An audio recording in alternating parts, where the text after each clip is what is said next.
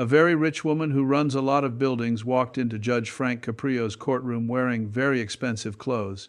Her suit and jewelry and bag looked like they cost more than many people make in a year. She walked like she was a star.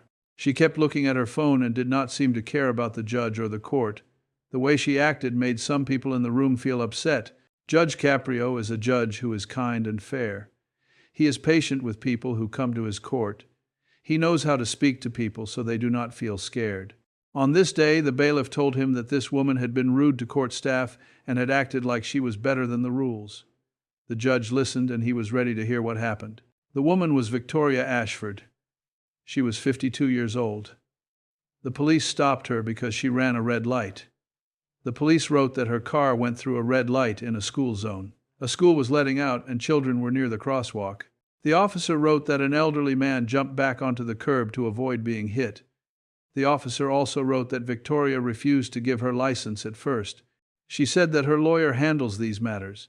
The officer wrote everything down carefully. Victoria walked into the courtroom like she owned the place. She did not look at other people. She did not say hello nicely. She kept looking at her phone.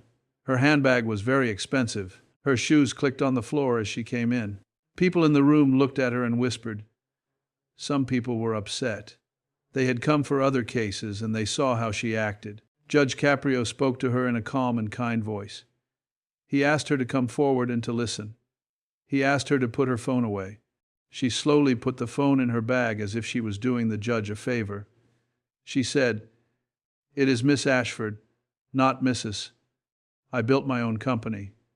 She wanted people to know she built her own success. She made a small correction and sat ready. The judge asked how she pleaded about running the red light. She said she was busy with a big deal.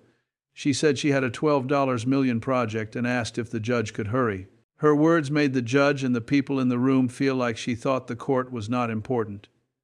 She said her work was more important than being in the courtroom. This made people in the gallery shake their heads. A man in a work uniform folded his arms and looked angry. Victoria said she made many jobs and helped the city. She said she paid a lot of taxes.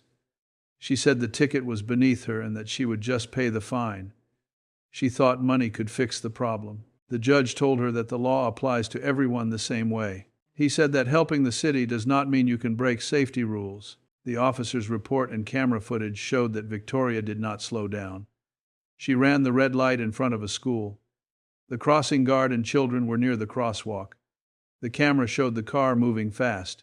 The elderly man nearly got hit and had to jump back. The crossing guard grabbed children and pulled them back just in time. If the crossing guard had not acted, something very bad could have happened. The prosecutor told the judge that Victoria had many prior tickets. She had paid them, but she never came to court. The prosecutor said those were warning signs. The judge read a list of her past violations. There were speeding tickets and other red light tickets. The judge told Victoria that these were not just payments. They were warnings that she needed to drive more carefully. Victoria laughed and said the tickets were just money and revenue. She said that she had been driving for 35 years and she was a good driver. She said she did not cause accidents. Her words made people feel angry. The judge then asked the prosecutor to show more papers. He wanted to know if Victoria's company really helped people or if there were problems. The prosecutor brought more papers and public records. The judge read them slowly. He found many complaints about Victoria's buildings. Some tenants said their apartments had no heat or had water damage and pests. Former workers said they were not paid the right money and worked in bad conditions. The city inspector found many safety problems in buildings she owned. There were places with no working smoke detectors and exposed wires. These were dangerous. Victoria said the lawsuits were silly and that her lawyers were taking care of them. She said it had nothing to do with a traffic ticket. But the judge asked how long these problems had existed and how many families were affected. The judge said she had the money to fix things, but she did not fix them quickly. He said she chose profit over people and chose her schedule over safety. The crossing guard was called to testify. Her name was Rebecca Martinez. She had been a crossing guard for 12 years. She knew that corner very well. She told the court that children and parents were there at dismissal time. She had her stop sign up and she was watching. She said the light had been red for several seconds and the car came through without slowing. She shouted and pulled people back. Her daughter and her nephew were near the curb and she pulled them away. The elderly man was almost hit by inches. Rebecca's voice shook when she told the court how close it had been. She said she could have watched children get hurt if she had not acted fast. She said it was not a small thing. It was very serious. The whole room was very quiet.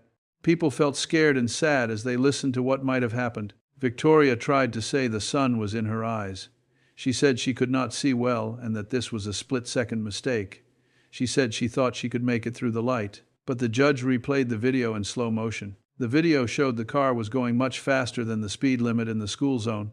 The camera showed the crossing guard clearly and the children and the elderly man in the crosswalk. The evidence was clear. Then Victoria said something many people felt was very rude. She looked at the judge and said that judges do small things and that judges did not build anything. She said she made things and created jobs and that the judge had probably never signed the front of a check. She said judges only stamp papers. The words were mean and unkind. The courtroom was shocked. People stared at her in silence. A man in a veteran's cap stood up. He said he had been helped by Judge CAPRIO before, and the judge had treated him kindly. He said the judge measures worth by fairness and compassion, not money. He said the judge helped people who lived on a small income and who needed justice. Many people clapped and cheered when the veteran spoke. The applause was strong because people felt the judge had been fair to them. Victoria felt the mood change. Her smile went away and she seemed unsure. The judge gave her one chance to say sorry and take back her words. He asked her to apologize to the court. Instead, she kept saying she was speaking the truth. She said she was busy and that the courtroom was not her important place. She asked how much the judge made and said people like him did not understand her life. Her words upset the room more. The judge let the disapproval wash over her so she could hear how people felt. He then decided to study her case more closely. He asked the bailiff not to let her leave yet. He opened more papers and read them carefully. The judge wanted to understand who Victoria Ashford truly was and what she had done in the past. The judge found out more about her company, Ashford Properties. The company was in several lawsuits. Some former employees said they were not paid fairly. Tenants said apartments were unsafe and had problems with heat and water. The city inspector had written many violations. One building had no smoke detectors in many apartments. Another had dangerous electrical wiring. People had lived with these problems for a long time. Victoria said they had fixed everything. She said the cases were false and that lawyers were fixing them. But the judge asked how many families had to live in unsafe conditions and for how long. He asked how many complaints were ignored. The judge said she had the money to keep the building safe, but she had not done so quickly. He said she had chosen money over the well-being of people who lived in her buildings. The prosecutor told the judge about her driving past records. She had license suspensions in the past, and her lawyer had fixed them. This pattern showed that she used money and lawyers to avoid consequences. Victoria said her lawyers handle her matters because she did not have time to sit in court. The judge answered that lawyers exist to represent people, but they do not create special rules or remove responsibility. The law is for everyone. The judge told Victoria she had treated the safety of children and the dignity of workers and tenants as less important. He said she had shown contempt for the court and for the people in the community. He said the court could not allow people to be above the rules. He explained that the punishments should match what she did. The judge looked at the law about running the red light in a school zone. The normal fine is $500, but the law allows higher punishment when the situation is worse. Because Victoria was going much faster than allowed, because she nearly hit pedestrians, and because she showed no remorse, the judge decided to raise the fine. He said he would give the maximum fine the law allowed. He said her driving license would be suspended for 6 months. In addition to the fine and the suspension, the judge said she must do community service. She would do 80 hours at a children's hospital. The judge said he wanted her to see injured children and the families who care for them. He said she needed to understand what could happen when people drive dangerously. He also ordered her to take 40 hours of defensive driving class in person. He said online classes were not enough and that she must sit in a classroom with other drivers. The judge was also angry about her rude words to the court. For that contempt and disrespect, the judge fined her more money. Her total fines and costs came to nearly $4,000. The judge told her she must hand over her license to the clerk before she left. He said if she drove while suspended, she would face criminal charges and could be arrested. Victoria protested loudly. She said she needed to drive for her business. She said the punishment was too much. She said she would appeal the decision. The judge answered that many people get to work every day without driving by using buses, trains, ride shares, and the help of family or friends. He said her business would survive. He said her employees would manage without her driving for 6 months. The judge wanted her to learn a lesson. The judge spoke in a strong voice. He said he spends part of his day making sure that money and power do not remove fairness for others. He said that for a few hours in his courtroom, a bank account should mean nothing. He said that people who break the law must answer for their actions. He said he hoped she would use the 6 months to learn and to help people. He told her his hope that she would come back to the court with proof she had done her community service and driving course. Victoria was silent. She left the courtroom with her head down and walked past the crossing guard and the veteran. She did not say sorry as she left. People in the gallery watched her go. The door closed and the room filled with applause. The applause was for children, for safety, and for the judge who protected fairness. The crossing guard wiped her eyes and the veteran saluted the judge. After the hearing, the story spread in the city. Many people talked about it. They said the judge showed that no one is above the law. People felt proud that the judge stood for fairness. The judge had many years of experience and he used them to protect the community. He made a decision that taught a lesson about respect and responsibility. Victoria later started her community service. At first she was quiet and did not like the work. She drove to the hospital and felt uncomfortable. She learned to listen to families and staff. After some weeks, she started to understand why the judge ordered her to meet people who had been hurt or who needed help.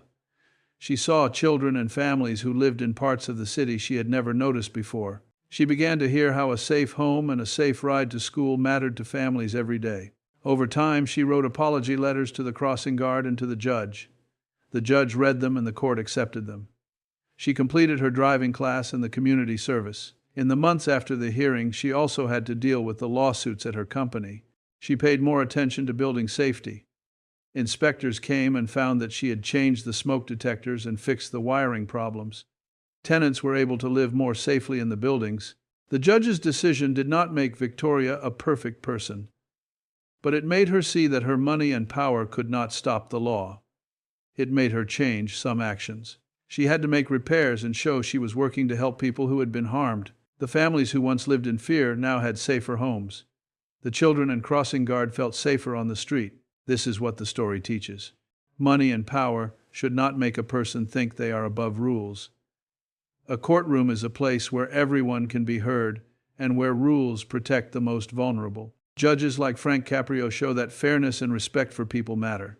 The law looks out for children and for people who have little money. The judge reminded everyone that respect is not bought. Respect is shown by how we treat other people. If you make a mistake, saying sorry and fixing the mistake is important. Doing work to help people shows true change.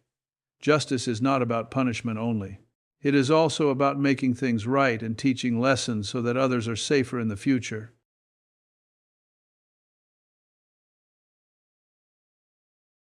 Many people in the city felt the court had done the right thing. They felt safer and more respected. They felt that their lives mattered, even when a rich person thought otherwise. The crossing guard and the veteran felt honored by the judge's words and by the fairness of the court. Victoria's story is a warning to people who think they can use money to avoid the rules. The judge showed that law and fairness protect everyone. This story reminds us that being kind and careful matters more than wealth. It reminds us to respect others, to drive safely, and to take responsibility when we do harm. If you ever see someone in a hurry, remember that a few seconds can change a life. Slow down, look out for children and older people, and follow the rules. If you ever make a mistake, say sorry, help fix the harm, and try to be better. Respect and care for others are the things that keep our towns safe. Judge CAPRIO used his court to teach a lesson about fairness that day. People remember the way he spoke and the justice he gave. They remember how he put the law above money and how he asked a rich person to do work that would help others. That work helped families and helped children. That work made a difference. This is the story of Victoria Ashford and the time she learned that wealth cannot replace respect. It is a story about rules and safety and about a judge who stands for fairness.